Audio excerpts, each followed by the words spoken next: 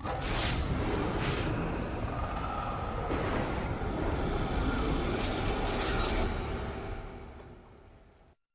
know, A Very Supernatural Christmas was probably more than any other episode, the episode I really wanted to do this year.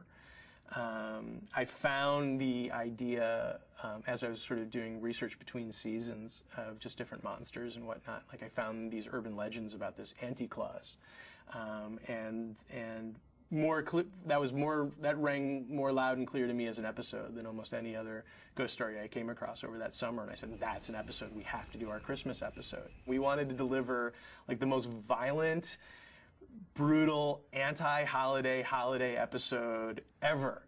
And from the beginning, I mean, really, when we talk about what, you know, when I say like we pick certain scenes and that's why we do these episodes, in the Christmas episode, we had 3 scenes within 5 minutes that we had to do. You know, we had the teaser where Santa gets like wrenched up the chimney, and we said we have to do that. That's so awesome. Like in the first 5 minutes of the episode, we brutally slaughter Santa Claus.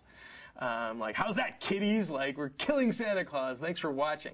And then where the monster comes to the house and basically like goes up. I mean, stop to think about this. Like, goes up in front of a little, like a 7-year-old boy. Goes up in front of him. Goes up to his parents' room. Beats his dad. Puts him in a leather sack. Drags him down the stairs. Whacks the sack and kills the dad in front of a 6-year-old who's watching. And then goes and eats one of the kids' cookies. And we were like, that rules! Like, that's the greatest thing ever, and it's so scary and weird. And every so often my family calls me to say, what's wrong with you? And that was one of the scenes in season 3 that they called me to say, what's wrong with you? Very early on in the process, I said, I want the boys to kill someone with a Christmas tree.